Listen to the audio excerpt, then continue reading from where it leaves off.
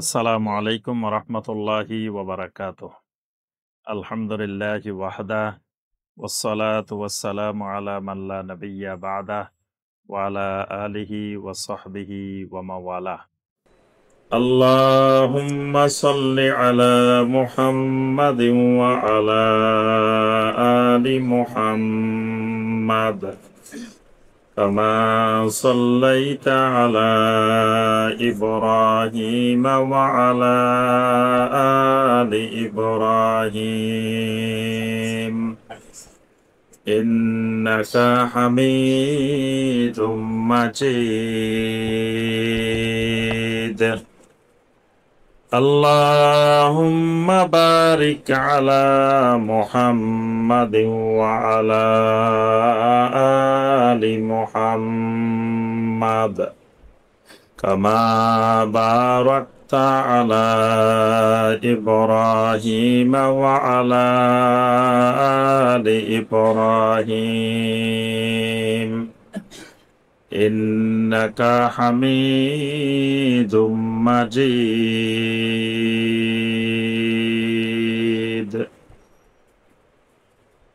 মুআজ্জাজ মুকাররাম উলামায়ে কেরাম, সম্মানিত মুরব্বিয়ানে এজাম, দিনদার মুসলিম ভাই এবং বোনেরা, আল্লাহ রাব্বুল আলামিনের দরবারে কোটি কোটি শুকরিয়া যে মহান রব্বুল আলামিন আমাদেরকে সালাতুল মাগরিব বা জামাত আদায় করার পরে আল্লাহ রাব্বুল আলামিনের ঘরে বসে আল্লাহ সুবহানাহু ওয়া তাআলার নাজিলকৃত কালামে হাকিম থেকে কয়েকটি আয়াতে কারিমার সংক্ষিপ্তভাবে তাফসীর করার এবং শোনার তৌফিক দিয়েছেন। সে মহান রব্বুল আলামিনের শুকর আদায় করি, সকলে বলি আলহামদুলিল্লাহ। সম্মানিত ভাই ও বোনেরা, আমাদের অত্র মসজিদের ধারাবাহিক কোরআনে কারিমের তাফসিরে আজকে আমরা এই শেষ দিকের যে গুরুত্বপূর্ণ ছোট ছোট সূরাগুলো, এখান থেকে আমরা 5টি সূরার আজকে সংক্ষিপ্ত তাফসির পেশ করব ইনশাআল্লাহ। সূরা আল ফিল, সূরা কুরাইশ, সূরা আল মাউন, সূরা আল কাউসার, সূরা আল কাফির। প্রথম যে সূরাটি সূরা আল ফিল, এই সূরাটি মাক্কি সূরা, অর্থাৎ নবী সাল্লাল্লাহু আলাইহি ওয়াসাল্লামের হিজরতের আগে এই সূরাটি নাজিল হয়েছে।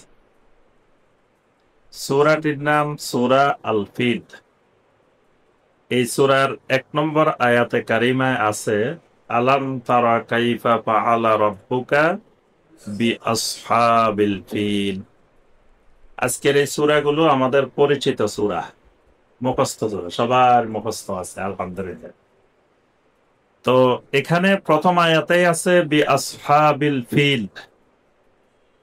এই আল ফিল শব্দ থেকে এই সূরাটির নাম হয়েছে সূরা আল ফিল। এই সূরাটির সাথে সম্পৃক্ত আরেকটি সূরা হলো সূরা আল বুরুজ। ইতিপূর্বে আমরা সূরা আল বুরুজের তাফসীর করেছিলাম, ওয়াস-সামা'i যাতিল বুরুজ ওয়াল ইয়াউমিল মাউউদ ওয়া শাহিদিন ওয়া মাশহুদ কুতিলা আসহাবুল উখদুদ। এই আসহাবুল উখদুদের সাথে আসহাবুল ফিল এটার একটা সম্পর্ক আছে।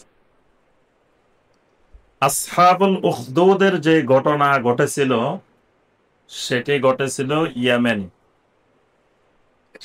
ইয়েমেনের ইহুদি বাদশাহ জু নাওয়াস।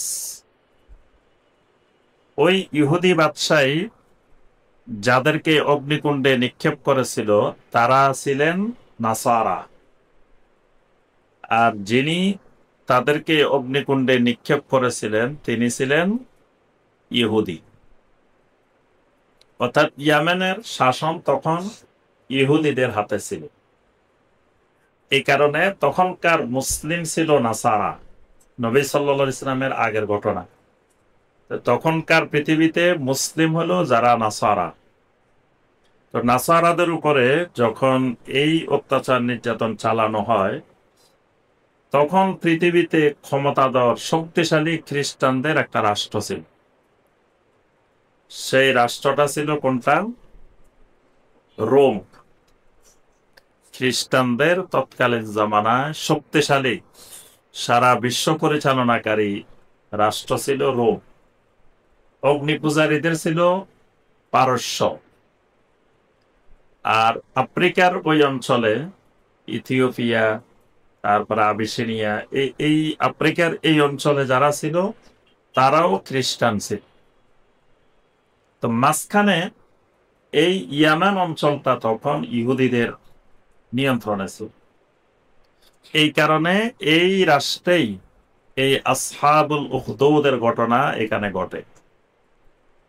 এই ঘটনার পরে রোমের শাসক কায়সার, রোমের শাসককে বলা হইতো কায়সার।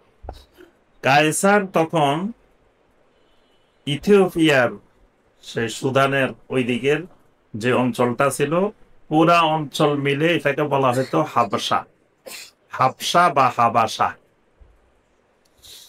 তো হাবশার শাসককে রোমের শাসক বললেন যে ইহুদিদেরকে আর ইয়েমেনে শাসন করতে দেওয়া যাবে না, ইয়েমেন আক্রমণ করতে হবে, ইয়েমেন দখল করতে হবে। তা হাবশার শাসক তখন একটি সেনাবাহিনী পাঠাইলেন। ওই সেনাবাহিনীর নেতৃত্বে দুইজন ছিলেন। এর মধ্যে একজন ছিলেন আব্রাহা, আব্রাহা ইবনু সবাহ। এই আব্রাহা মানে খুবই সাহসী, শক্তিশালী একজন বড় ধরনের যোদ্ধা, কিন্তু জন্মগত হাবশি, মানে আফ্রিকা। এখন তার নেতৃত্বে এই ইয়েমেন বিজয় হয়। তখন তাকে ইয়েমেনের শাসক নিয়োগ দেওয়া হল। নিয়োগ দেওয়ার পরে আস্তে আস্তে তার ক্ষমতা বৃদ্ধি পেতে থাকে, সে দিন দিন শক্তিশালী হতে থাকে। হইতে হইতে সে এক সময় ইয়েমেনে বিশাল একটা গির্জা তৈরি করলো। একটা গির্জা তৈরি করে সে তখন বলল যে এই গির্জাটা মক্কার কাবাকে লক্ষ্য করেই এই গির্জাটা তৈরি করা হয়েছে। মানে পৃথিবীর মানুষেরা কাবায় হজ করতে না গিয়ে আমাদের এই গির্জায় হজ করতে আসে। এখন এই কথা যখন বলছে, এই কথা বলার উদ্দেশ্য কুরাইশদের ক্ষমতা, কুরাইশদের শক্তিকে খর্ব করা, যে মানুষ কুরাইশদের ওখানে যাবে কেন। এই জন্য সে আরেকটা গির্জা তৈরি করলো ইয়েমেনে, এখানে এসে মানুষ হজ করবে। এই খবর শোনার পরে কুরাইশদের একজন লোক গিয়ে ওই গির্জার ভিতরে টয়লেট করে দিছে। কুরাইশদের একজন ওখানে গিয়ে ওই গির্জার ভিতরে গিয়ে টয়লেট করে দিছে। আবার কুরাইশদের কয়েকজন লোক গিয়ে ওই গির্জার মধ্যে আগুনও লাগাই দিছে। এত ক্ষিপ্ত হয়েছে কুরাইশা। এখন আব্রাহা সিদ্ধান্ত নিল, তাইলে যতদিন ওই ঘর আছে এতদিন এখানে কিন্তু কেউ হজ করতে আসবে না, তাহলে আগে ওইটা ধ্বংস করতে হবে। ওইটা ধ্বংস করলে পরে মানুষ এখানে হজ করতে আসবে। তখন সেই সিদ্ধান্ত নিল যে এই কাবা মোশাররফাকে, আল্লাহর ঘরকে সে ধ্বংস করে ফেলবে।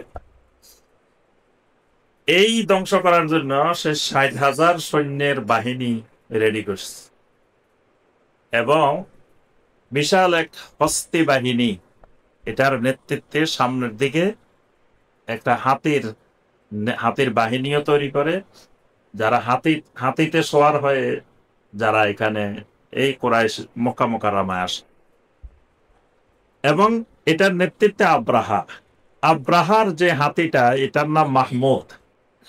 আব্রাহার হাতির নাম মাহমুদ। এখন সে বিশাল সৈন্য নিয়ে হাতে নিয়ে ওখান থেকে রওনা দিচ্ছে।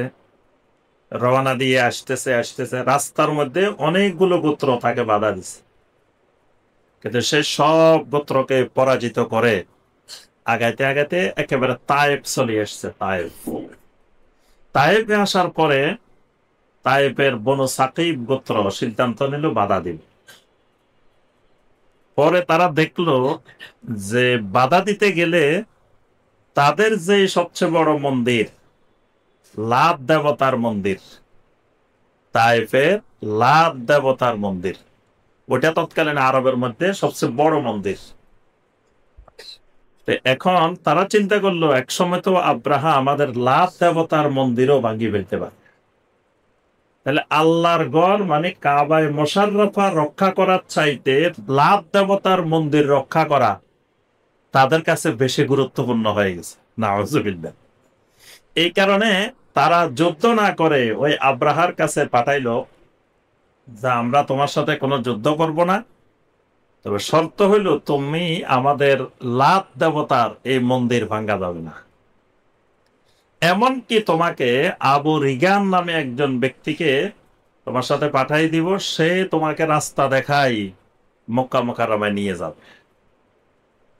এজন্য এই আবু রিগানের যেখানে কবর, এটাকে কুরাইশরা সব সময় এটার এই কবরের পাশ দিয়ে আসলে কুরাইশরা জুতা দিয়ে পিটাইতো, থুতু নিক্ষেপ করত এই আবু রিগানের যেখানে কবর, কারণ সে আল্লাহর ঘর ধ্বংস করার জন্য আব্রাহাকে রাস্তা দেখাই নিয়ে আসছে। আর এরা দেখেন বনু সাকিব কোন পর্যায়ে পৌঁছে গেছে যে তাদের লাত দেবতার মন্দির রক্ষা করার জন্য আল্লাহর ঘর ভেঙে ফেলতে তারা দ্বিধাবোধ করে না। এরপরে এই আব্রাহা সেনাবাহিনী নিয়ে চলে আসছে, এসে ওই যে জুমার সময় বলছি মুজদালিফার এক প্রান্তে ওয়াদিয়ে মুহাসসার, সেই ওয়াদিয়ে মুহাসসার এলাকায় তার সৈন্যবাহিনী নিয়ে সে অবস্থান গ্রহণ করে। প্রথম মক্কা মুকাররমার মানুষের মধ্যে একটা ভীতিকর পরিবেশ সৃষ্টি করতে চাচ্ছে, এই জন্য সবাইকে বললো ওট গরু ছাগল যা পাও সব ধরে নিয়ে আস। যা পাইছে চতুর্দিকে সব নিয়ে আস। এর মধ্যে আব্দুল মুত্তালিবের 200 ওট তাও নিয়ে গেছে। সব নিয়ে গেছে। নেওয়ার পরে আব্রাহা খবর নিল মক্কার লিডারকে, নেতাকে, নেতা আব্দুল মুত্তালিব নেতাকে খবর দিল যে উনার সাথে আগে একটু আলোচনা করি, উনি যদি এমনি ছেড়ে দে তা আমরা ধ্বংস করে চলে যাব, আর বাধা দিতে চাইলে কি করতে চায় তার মনোভাব বুঝি। আব্দুল মুত্তালিব একটা প্রতিনিধি দল নিয়ে আব্রাহার সাথে দেখা করতে গেল। দেখা করলেন। দেখা করার পরে আব্দুল মুত্তালিব বললেন যে আতিনি মিয়াতাইল এবিল, আপনি যে আমার 200 ওট নিয়ে গেছেন ওটগুলা দিয়ে দেন।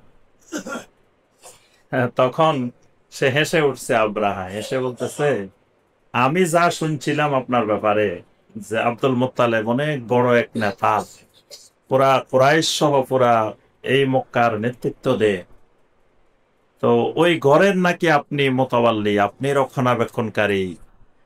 তা আমি ওই ঘরটা ভেঙে ফেলতে আসছি, কিন্তু আপনি সেই ঘর নিয়ে কোনো টেনশন নাই, আপনার মধ্যে কোনো দুশ্চিন্তা লক্ষ্য করলাম না।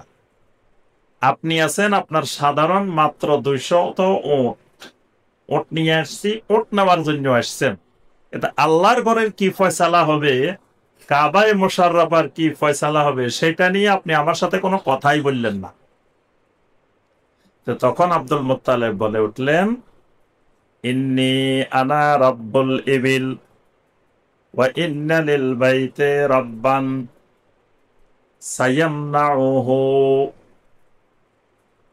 আব্দুল মুত্তালিব বললেন ইন্নী আনা রাব্বুল ইবিল, আমি তো শুধুমাত্র এই ওটগুলার রব, আমি এই ওটের মালিক, এই কারণে আমি তোমার কাছে ওট চাইছি।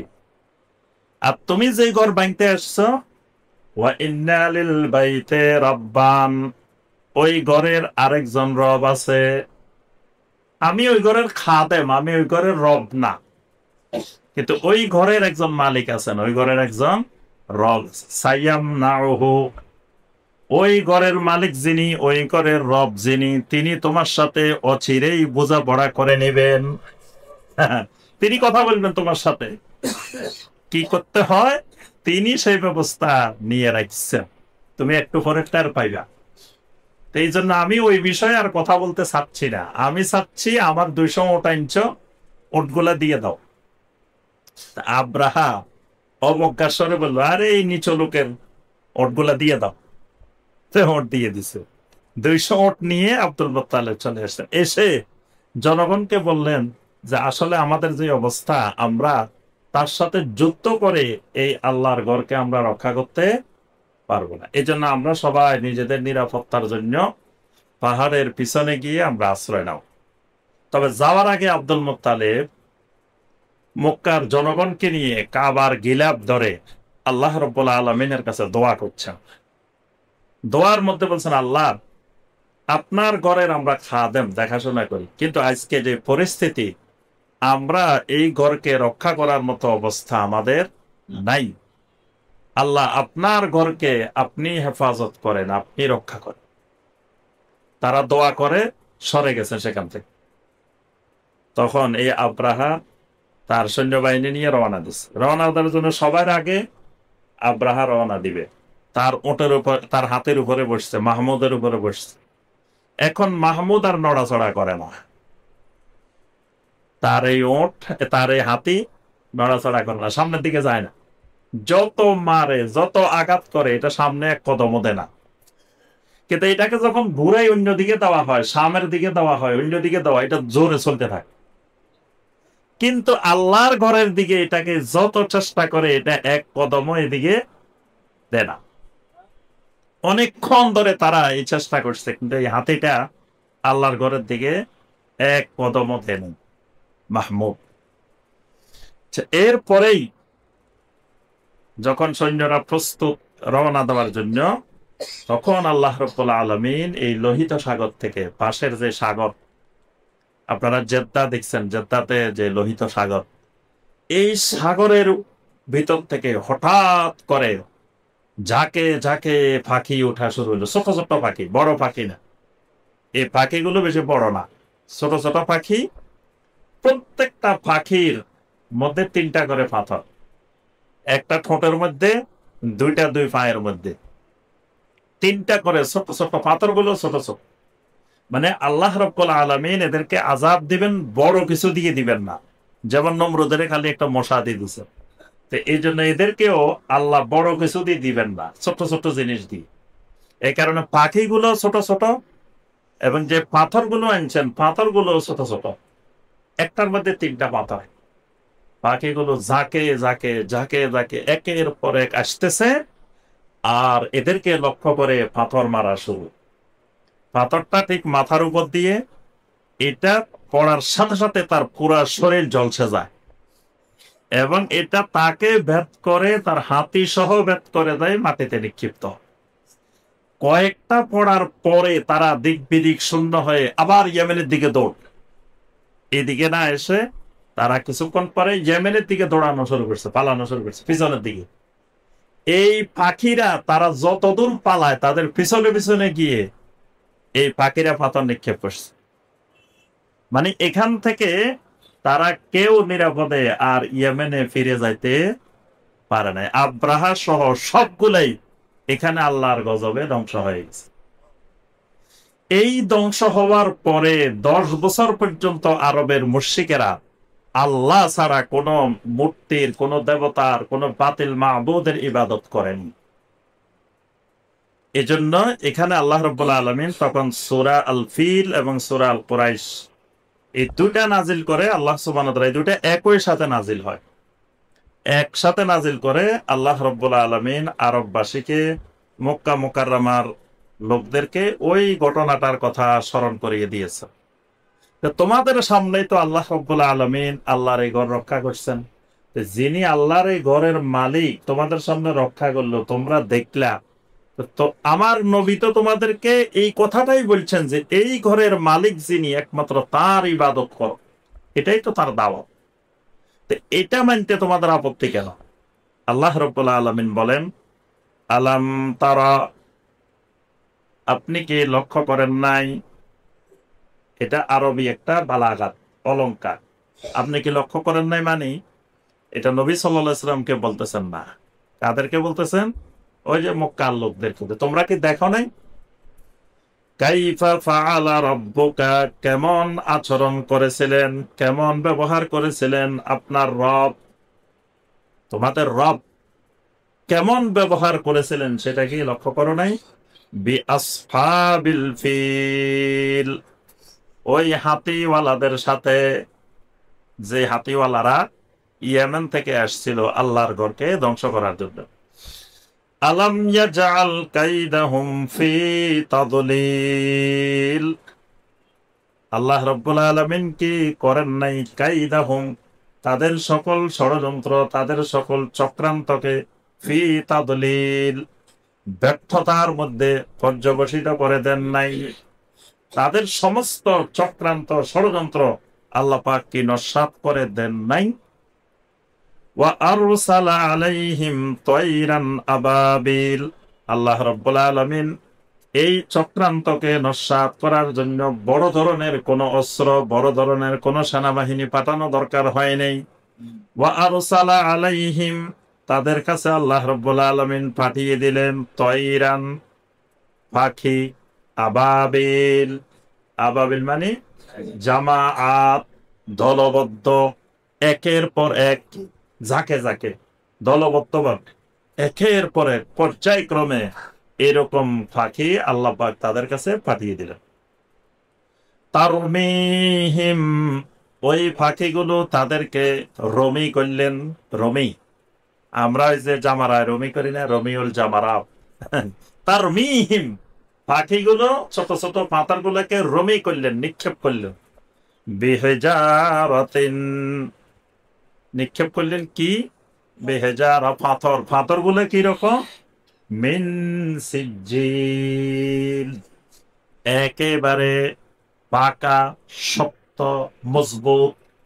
তাসজিল, তাসজিল মানে রেজিস্ট্রি করা, নিবন্ধন করা, এইরকম মানে এগুলো একবারে রেজিস্ট্রি করা। রেজিস্ট্রি করা মানে কি জানেন?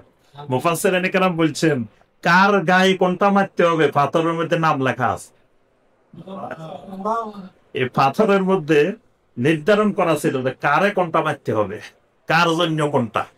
এই জন্য আল্লাহ পাক বলছেন মিন সিজিল, একেবারে নিবন্ধন করা, রেজিস্ট্রি করা পাথর। হ্যাঁ, যার জন্য যেটা বরাদ্দ রেজিস্ট্রি করা হয়েছে, এইরকম পাথর পাখিগুলো নিক্ষেপ করেছে।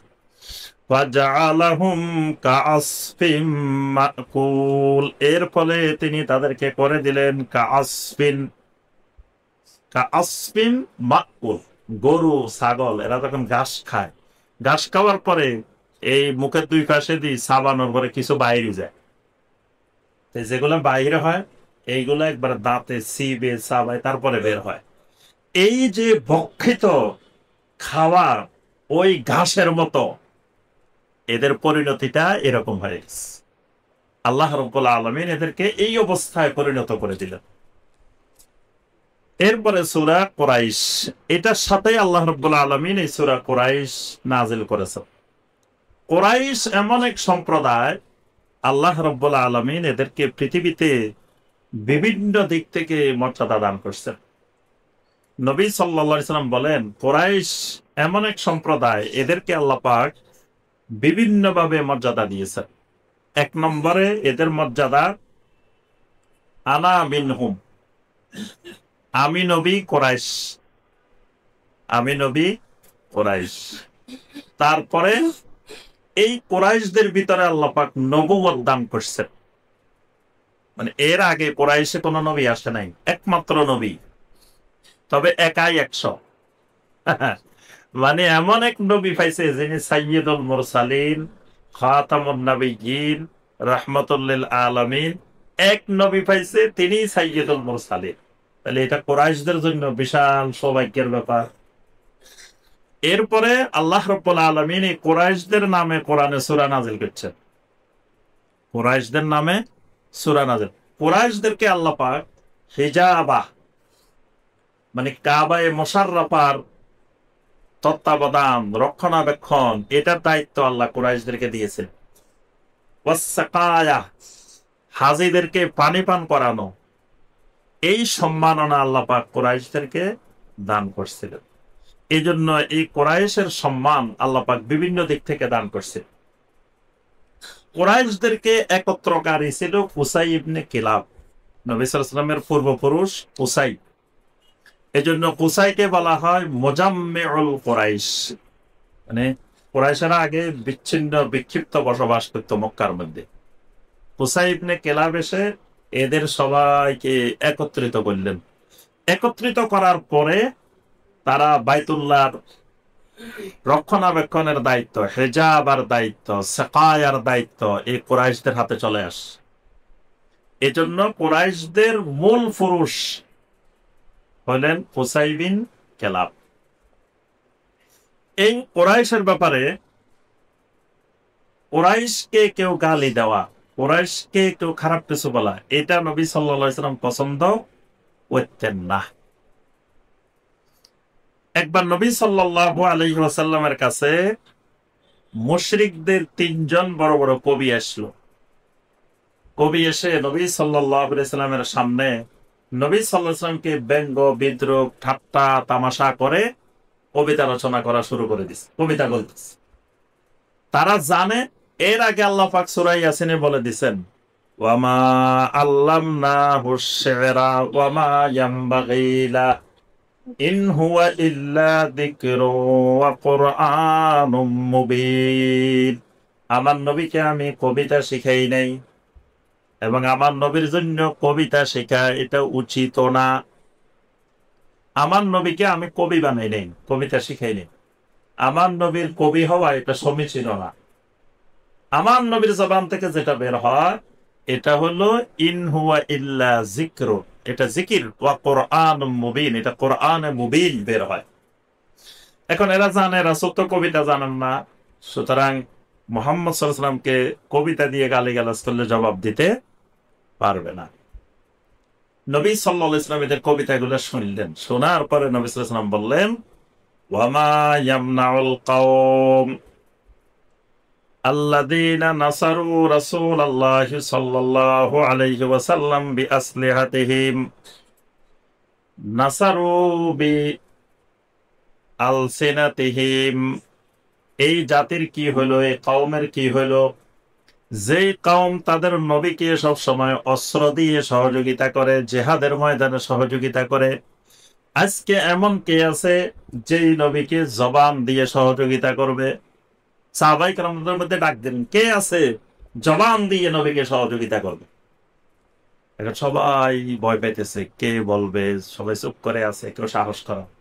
হাসান ইবনে সাবিত রাদিয়াল্লাহু তাআলা আনহু উঠে দাঁড়ায় গেছে, দাঁড়ায় বলেন, আনা লাহা ইয়া রাসূলুল্লাহ, হে আল্লাহ রাসূল সাল্লাল্লাহু আলাইহি ওয়াসাল্লাম, আমি আছি। এখন হাসান ইবনে সাবিত রাদিয়াল্লাহু তাআলা কবি ঠিক আছে, কিন্তু ওদের মতো তো এত বড় কবি না। এখন ওরা যেরকম কবিতা বলতেছে অলংকার দিয়ে, সাজা দিয়ে, ছন্দবদ্ধ, হাসান ইবনে সাবিত রাদিয়াল্লাহু তাআলা চিন্তা করতেছেন, আমি কি এরকম বলতে পারবো?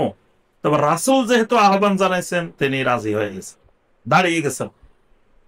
আল্লাহ রাসূল সাল্লাল্লাহু আলাইহি ওয়াসাল্লাম বলেন, উহুজু কুরাইশান, ঠিক আছে, তুমি কুরাইশদের বিরুদ্ধে এই যে কবিতাগুলো বলছে জবাব দিতে থাকো। তবে জবাব দেওয়ার আগে আল্লাহ রাসূল সাল্লাল্লাহু আলাইহি ওয়াসাল্লাম হাসান ইবনে সাবিতকে একটা প্রশ্ন করলেন, কাইফা তাহজু কুরাইশান ওয়া আনা মিনহুম। হাসান বিন সাবিত, তুমি কেমন করে কুরাইশকে ব্যঙ্গ বিদ্রূপ করবা? আমি নবীও তো কুরাইশ, আমি নবীও তো কুরাইশ। তুমি যদি কুরাইশদেরকে গালি দাও, কুরাইশদেরকে ঠাট্টা বিদ্রূপ করো, তা আমি নবীরও তো ঠাট্টা করা হইল।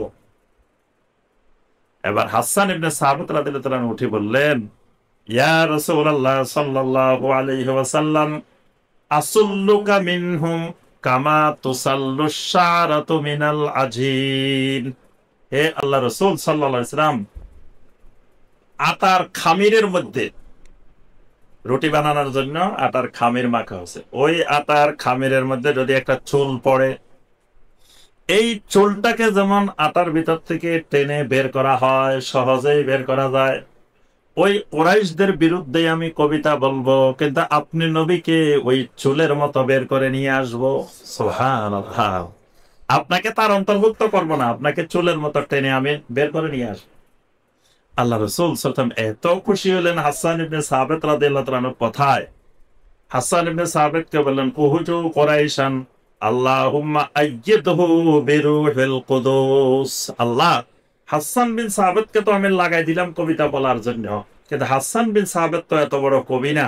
আল্লাহ, আপনি জিবরিল আলাইহিস সালামকে দিয়ে হাসান বিন সাবিতকে সাহায্য করেন। সুবহানাল্লাহ। হাসান বিন সাবিত কবিতা বলা যে শুরু করছে আর বন্ধ নেই।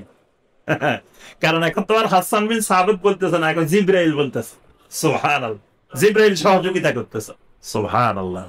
তাহলে এই কোরাইশকে গালি দেওয়া, কোরাইশকে খারাপ কিছু বলা, এটা নবী সাল্লাল্লাহু আলাইহি ওয়াসাল্লাম পছন্দ করতেন না। কারণ নবী সাল্লাল্লাহু আলাইহি ওয়াসাল্লাম মিন কোরাইশ। এই কোরাইশদের নামে আল্লাহ রাব্বুল আলামিন একটি সূরাও নাজিল করেছেন।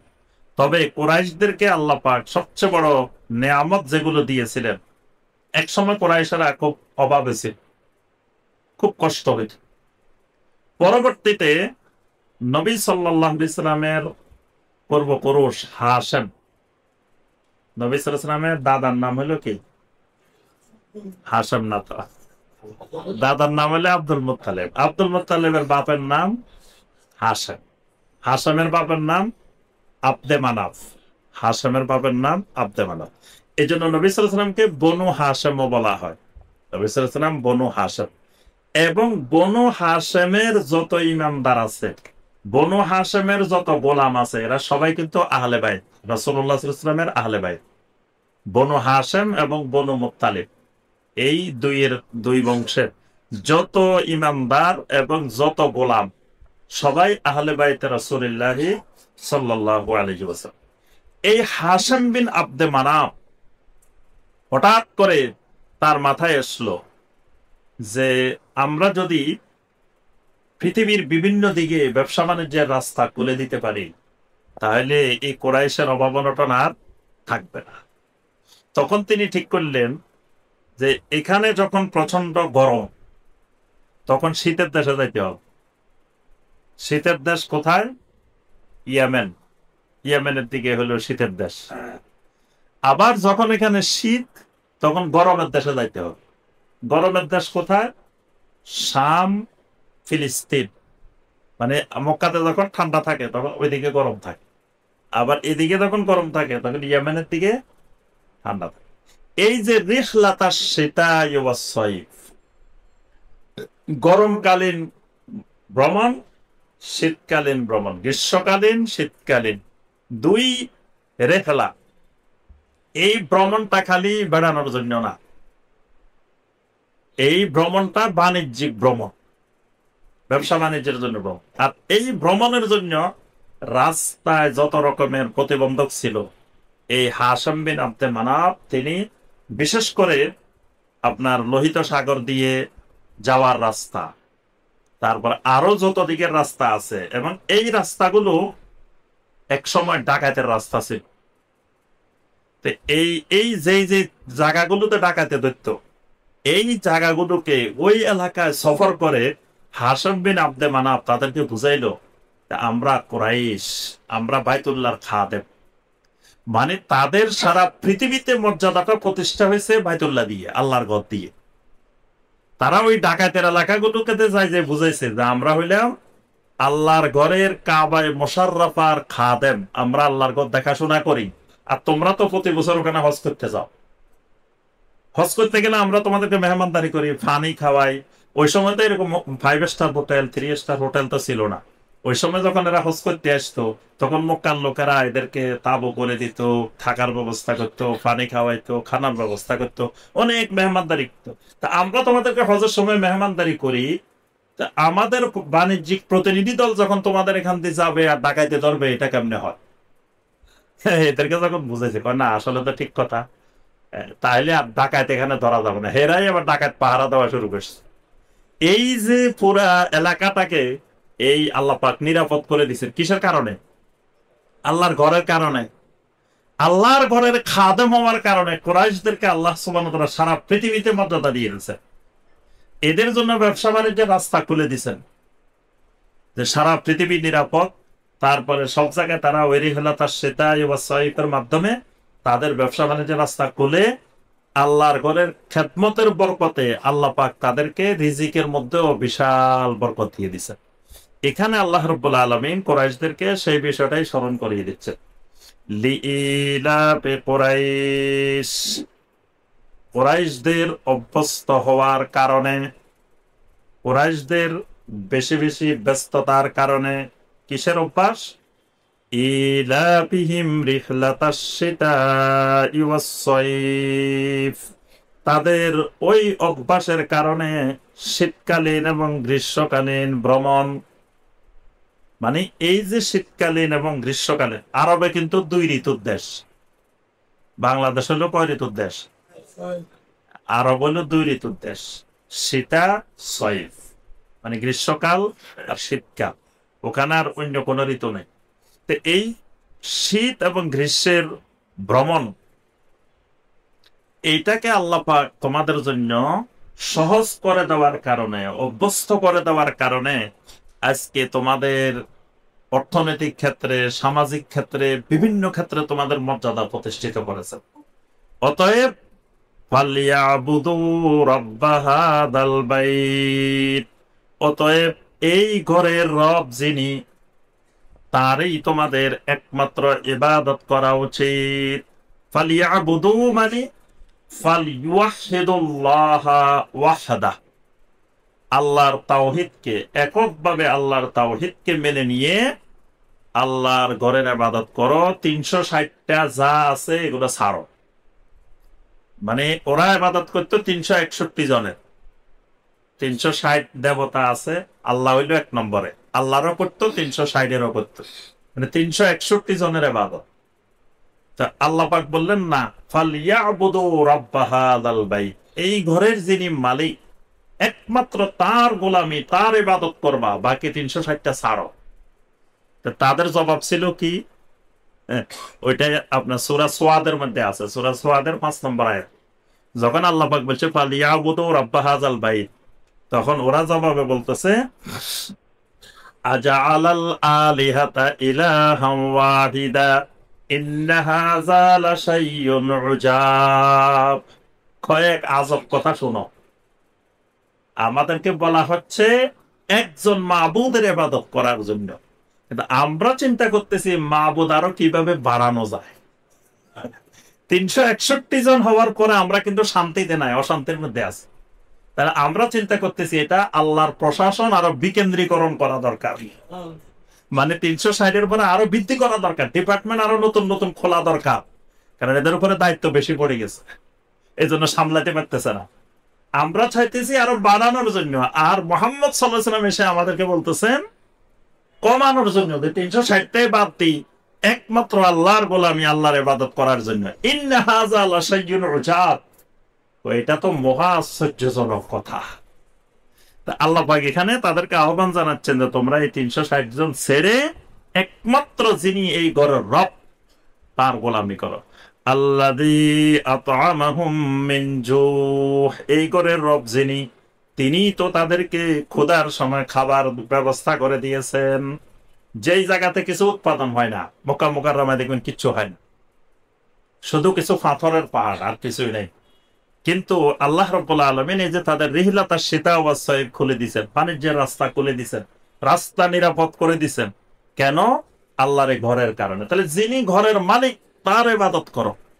ওয়া আমানাহুম মিন খাউফ, ভয়ের মধ্যে তিনি তাদেরকে নিরাপত্তা দান করেছেন। ওই যে রাস্তা রাস্তা যত ভয় ছিল, এই সমস্ত ভয় আল্লাহ দূর করে দিয়েছেন, যে এরা আল্লাহর ঘরের খাদেম। এই কারণে আল্লাহ পাক তাদের খাবারের ব্যবস্থা, রিজিকের ব্যবস্থাও করছেন, রাস্তাও আল্লাহ রাব্বুল আলামিন নিরাপদ করে দিচ্ছেন। এরপরে যে সূরাটি, সূরা আল মাউন। মাউন মানে হলো প্রয়োজনীয় গৃহস্থালী জিনিস। দেখবেন এমন এমন জিনিস যেগুলা বেশি দাম না, সামান্য দাম, এইগুলাকে বলা হয় মাউন। যেমন ঘরের মধ্যে অনেক সময় কুড়াইল থাকে, কুড়াইল চিনেন না? কুড়াল চিনেন না? কুড়াল, তারপরে দা, বটি, তারপরে সুপারি কাটার জিনিস, এরকম ছোট ছোট অনেক ধরনের জিনিস থাকে না। তো দেখা গেছে পার্শ্ববর্তী কারো দরকার হয়েছে, অত রান্না করতে গেছে, লবণ নেই। তো লবণের দাম আর কয় টাকা, যা এই বাসায় আসছে, আমাদেরকে একটু লবণ দেন।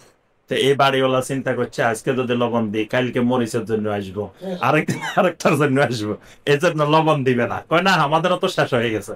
আসলে কিন্তু তার ঘরে আছে। এটাকে আল্লাহ সুবহানাহু ওয়া তাআলা এখানে বলছেন ওয়ায়ামনাউনাল মাউন।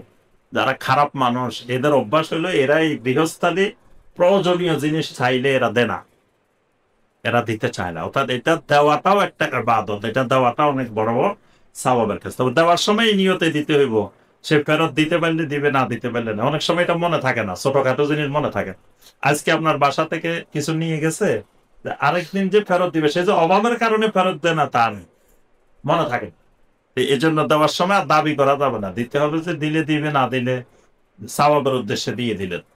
এই ছোটখাটো জিনিসগুলো, এইটাকে আল্লাহ পাক গুরুত্ব দিয়ে এই সূরাটির নাম করেছেন সূরা আল মাউন। এখানে বিশেষ করে আবু জাহেলকে কেন্দ্র করে সূরাটা নাজিল হয়।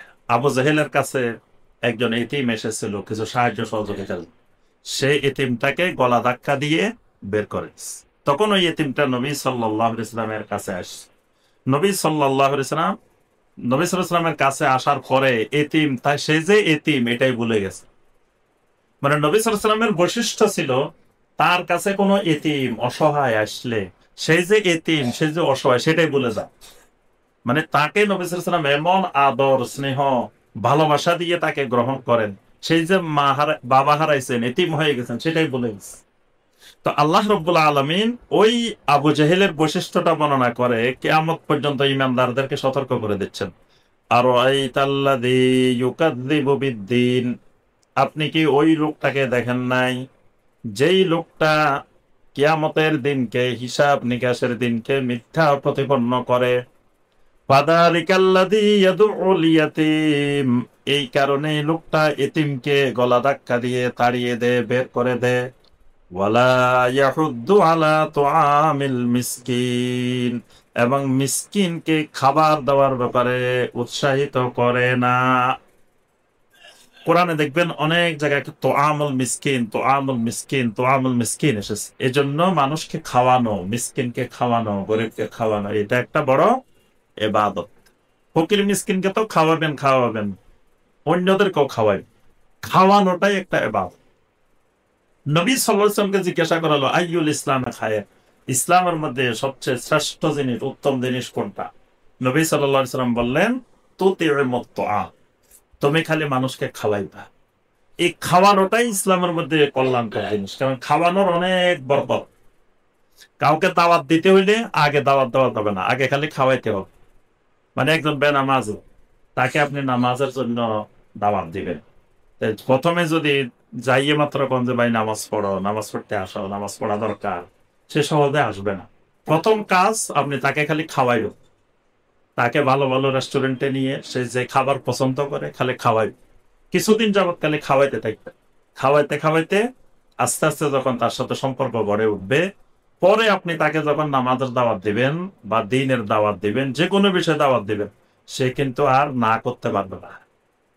এই খাওয়ানোটার মধ্যে আল্লাহ পাক অনেক ধরনের বারাকা রেখেছেন। তো এজন্য কোরআনে কারিমে বারবার আসছে তো আমুল মিসকিন, তো আমুল মিসকিন, ফাওয়াইলুল লিল মুসাল্লিন। এর পাশাপাশি আল্লাহ পাক ওই মুসল্লিদের জন্য ধ্বংস অনিবার্য বলছেন। এটা এখানে ওই মুসল্লি, তাহলে বোঝা গেল বেনামাজির জন্য না। বেনামাজির কোনো আলোচনার দরকার নেই, কারণ বেনামাজির ব্যাপারে আল্লাহ পাক সূরা আল মুদ্দাসসিরে বলে দিয়েছেন জাহান্নামে যাওয়ার 1 নম্বর কারণ যে লাম নাকু মিনাল মুসাল্লিন, নামাজি ছিলাম।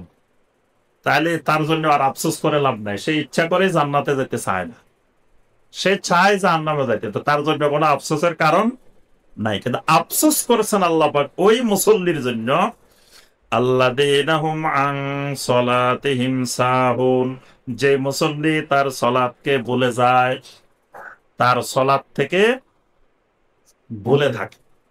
এই ভুলে থাকা মানে মুফাসসিরিন একরাম বলেন গাফিলুন, সাহুন মানে গাফিল, সলাতের ব্যাপারে গাফিল। সালাত আদায় করে, তবে ওয়াক্ত চলে যেতেছে, কোনো খবর নাই, আস্তে ধীরে পড়বো, ওয়াক্তের একেবারে লাস্টে যাই, নিয়মিত প্রতিদিন ফজরের জামাত ধরবো না, কয় ওয়াক্ত তো এখনো আছে, তো পড়তে পড়তে পরে দেখা যায় সূর্য উঠে গেছে বা উঠে যাইতেছে, ওই সময় তাড়াহুড়া করে দেয় পড়ে। এইরকম নিয়মিত অভ্যাসে পরিণত করে ফেলা এটা খারাপ অভ্যাস। এজন্য সালাত আদায় করতে হয় আউয়াল ওয়াক্তে। নবী সাল্লাল্লাহু আলাইহি ওয়াসাল্লামকে জিজ্ঞাসা করা হলো আল্লাহ সুবহানাহু ওয়া তাআলার কাছে কোন আমল বেশি প্রিয়। নবী সাল্লাল্লাহু আলাইহি ওয়াসাল্লাম বললেন as-সালাতু ফি আউয়ালি ওয়াক্তিহা, ওয়াক্তের শুরুতে, ওয়াক্তের প্রথম ওয়াক্তে, মানে ওয়াক্তকে তিন ভাগে ভাগ করে প্রথম ওয়াক্তে সালাত আদায় করা, এটা আল্লাহর কাছে সবচাইতে প্রিয় আমল। তা আল্লাহ পাক ওই মুসল্লিগুলার জন্য আফসোস করেছেন যেগুলো প্রথম ওয়াক্ত তো গেছে গেছে, দ্বিতীয় ওয়াক্তও গেছে, শেষ ওয়াক্তের দিকে যায় আদায় করে এবং এটাকে অভ্যাসে পরিণত করে ফেলে। এবং অনেকের কাছে দেখবেন শেষ দিকে পড়তে খুব মজাও লাগে, বিশেষ করে আমাদের দেশে ফজরের নামাজ, ফজরের নামাজ যত দেরিতে পড়তে পারে তত খুশি। মসজিদগুলোতে এমন সময় ফজরের জামাত শেষ হইতে হইতে সূর্য উঠে যায়। একবার যদি ভুল হয় তা আরেকবার যে দৌড়ায় পড়বো এই সময়ও নেই, এই সময় রাখে না, মানে এত দেরি করে পড়ে যে। আর ফজরের নামাজে কেরাত হবে লম্বা, এটা আমাদের দেশে কেরাত পড়ে, অধিকাংশ মসজিদে ছোট ছোট কেরাত পড়ে, মানে এত তাড়াহুড়া, কারণ লম্বা কেরাত পড়তে গেলে তো সূর্য উঠে যাবে, এই জন্য ছোট ছোট কেরাত পড়ে। এইটা এই নিয়মিত এইভাবে ফজরে বিলম্ব করা, এটাও এর মধ্যে পড়বে আল্লাযীনাহুম আন সালাতিহিম সাহুন। মুফাসসিরিন কিরাম বুঝছেন, অনেকে আছে ওয়াক্ত চলে গেছে পরের ওয়াক্তে গিয়ে আদায় করে, পরের ওয়াক্তে গিয়ে আদায় করে, এরকম ওয়াক্ত চলে যাচ্ছে, সালাতের ওয়াক্তের প্রতি গুরুত্ব দিচ্ছে না, এদের জন্য আল্লাহ সুবহানাহু ওয়া তাআলা এখানে আফসোস করেছেন। কেউ কেউ বলছেন সাহুন মানে যাদের সালাতের মধ্যে খুশু থাকে না, তাদের ব্যাপারে আল্লাহ সুবহানাহু ওয়া তাআলা আফসোস করেছেন। আল্লাযীনা হুম ইউরাউন, যে মানুষগুলো মানুষকে দেখানোর জন্য ইবাদত বندگی করে, রিয়ার জন্য ইবাদত বندگی করে, ওয়া ইয়ামনাউন আল মাউন, মানুষকে ওই গৃহস্থালী ছোটখাটো জিনিস প্রদানে নিষেধ করে, এগুলো দেয় না, এদের জন্য আফসোস। এরপরে সূরাটা আল কাউসার। কাউসার জান্নাতের একটা নহরের নাম, আল কাউসার। নবী সাল্লাল্লাহু আলাইহি সাল্লামকে আল্লাহ পাক এই কাউসার দান করেছেন। নবী সাল্লাল্লাহু আলাইহি সাল্লামের সন্তানদের ব্যাপারে আমরা জুমায় বলছি না, নবী সাল্লাল্লাহু আলাইহি সাল্লামের যখন দ্বিতীয় সন্তান আব্দুল্লাহ রাদিয়াল্লাহু তাআলা তিনি যখন মারা গেলেন, নবী সাল্লাল্লাহু আলাইহি সাল্লামের তিনজন ছেলেই মারা যায়, 4 জন মেয়ে শুধু জীবিত ছিলেন, তাও 3 জন নবী সাল্লাল্লাহু আলাইহি সাল্লামের আগে মারা গেছে। তো 3 জন ছেলের দ্বিতীয় ছেলে আব্দুল্লাহ, তিনি যেদিন রাত্রে মারা যান, তো নবী সাল্লাল্লাহু আলাইহি সাল্লাম এবং আম্মাজান খাদিজা রাদিয়াল্লাহু তাআলা আনহা, দুইটা ছেলে হয়েছে, আগের ছেলেটাও মারা গেছে কাসেম, দ্বিতীয় ছেলেটাও মারা গেছেন, তারা রাত্রে কান্নাকাটি করতেছেন। আর পাশের ঘর হলো আবু লাহাবের ঘর। আবু লাহাবের স্ত্রী খবর পাইছে যে নবী সাল্লাল্লাহু আলাইহি সাল্লামের ছেলেটা মারা গেছে, তখন সে সারা রাত আনন্দে খুশিতে সে ঘুমায় নাই, সে পুরা মক্কাতে ঘুরে ঘুরে ঘুরে ঘুরে সবার ঘরে যায়, এই খবর একটা শুনছনি, খুব ভালো খবর, আনন্দের খবর। কি খবর? ইন্না মুহাম্মাদান কাদ আবতারা, মুহাম্মদ তো নির্বংশীয় হয়ে গেছে, মুহাম্মদ তো নির্বংশীয় হয়ে গেছে। মানে এটাতে তারা অত্যন্ত আনন্দিত, মহা খুশি যে মুহাম্মদ সাল্লাল্লাহু আলাইহি সাল্লামের আর ধারক বাহক নাম নেওয়ার মতো লোক পৃথিবীতে থাকবে না, ছেলেই নেই। অথচ দেখেন আজকে প্রতি সেকেন্ডে লক্ষ লক্ষ কোটি কোটি বার নবী সাল্লাল্লাহু আলাইহি সাল্লামের উপরে দরুদ বর্ষিত হচ্ছে। আর ওই আবু লাহাব আবু জাহেলদের নাম নেওয়ার মতো পৃথিবীতে একটা লোক পাইবেন না যে আমি আবু লাহাবের বংশধর, এটা দাবি করে এরকম মানুষ পৃথিবীতে পাওয়া যাবে না। আমি আবু জাহেলের বংশধর, এরকম মানুষ দাবি করে পৃথিবীতে নাই। অথচ নবী সাল্লাল্লাহু আলাইহি সাল্লামের ছেলে নাই, কিন্তু কোটি কোটি মানুষ প্রতি সেকেন্ডে কোটি কোটি বার দরুদ করতেছে, সুবহানাল্লাহ। তাই আল্লাহ পাক নবী সাল্লাল্লাহু আলাইহি সাল্লাম যখন এই খবরটা পেলেন, তখন তিনি বিষণ্ণ হয়ে গেলেন, চিন্তা করতে থাকলেন। আল্লাহ পাক তখন এই সূরা আল কাউসার নাজিল করলেন। নবী সাল্লাল্লাহু আলাইহি সাল্লামের কাছে এই আয়াতে কারিমা, এই সূরা নাজিলের পরে নবী সাল্লাল্লাহু আলাইহি সাল্লাম হঠাৎ করে আনন্দিত হয়ে বললেন যে আলহামদুলিল্লাহ, যে আল্লাহ পাক আমাকে এক মহা নেয়ামত দান।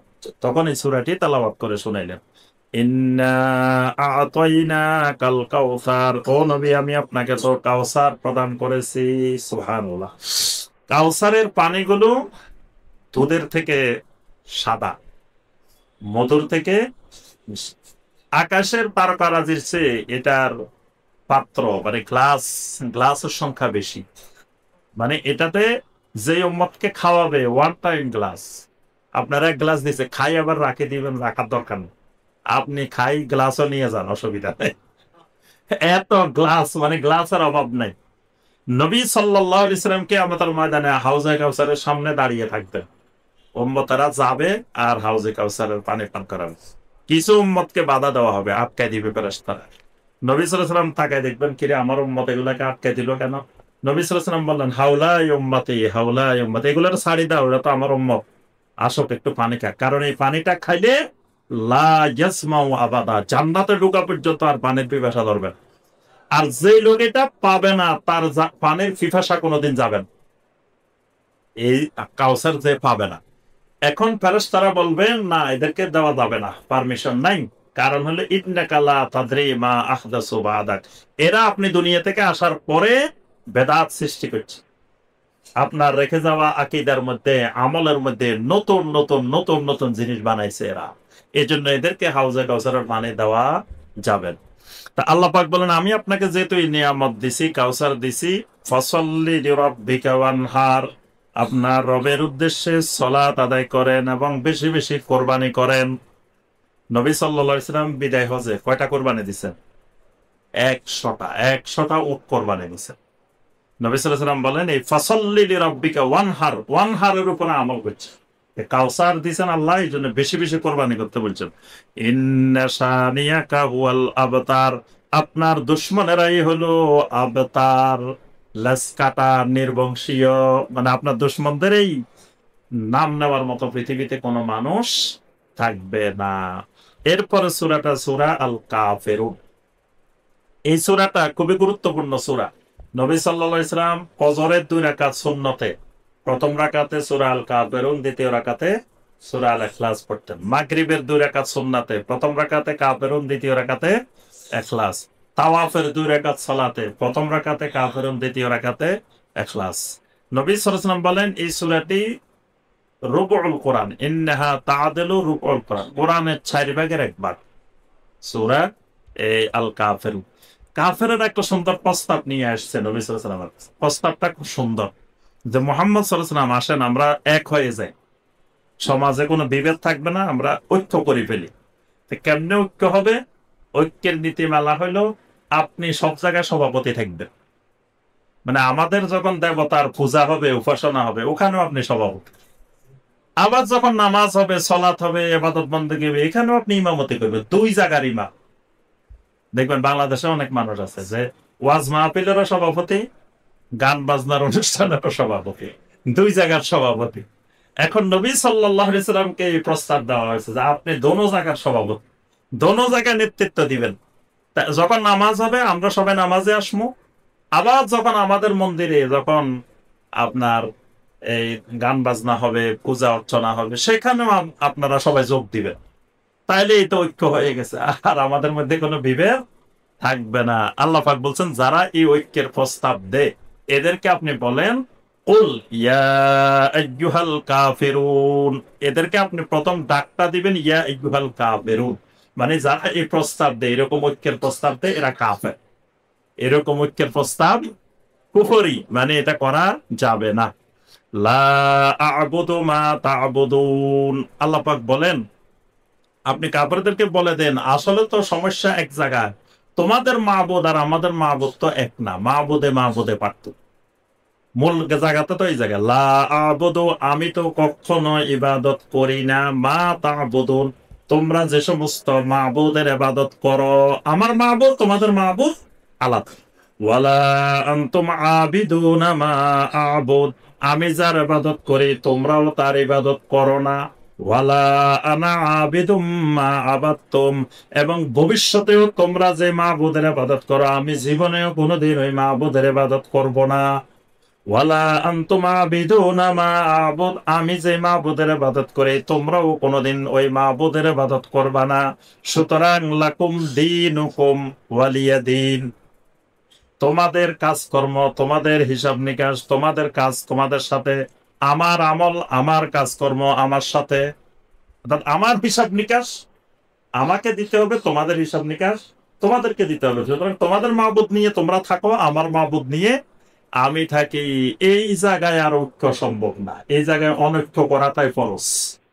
আল্লাহ রাব্বুল আলামিন আমাদের সবাইকে কোরআনে কারিমের এই আয়াতগুলোর আলোকে আমল করার তৌফিক দান করুন। আল্লাহ পাক আমাদেরকে কোরআনে কারিমের সাথে মহব্বত বৃদ্ধি করার তৌফিক দান করুন। আল্লাহ পাক আমাদেরকে সকল প্রকার শিরিক, কুফর, নেফাক থেকে মুক্ত হয়ে, বেদাত থেকে মুক্ত হয়ে তাওহীদ এবং সুন্নতকে মেনে নেওয়ার তৌফিক দান করুন। আমিন ইয়া রাব্বাল আলামিন। সুবহানাকা আল্লাহুম্মা বিহামদিকা আশহাদু আল্লা ইলাহা ইল্লা আনতা আস্তাগফিরুকা ওয়া আতুবু ইলাইক। আসসালামু আলাইকুম ওয়া রাহমাতুল্লাহি ওয়া বারাকাতুহু।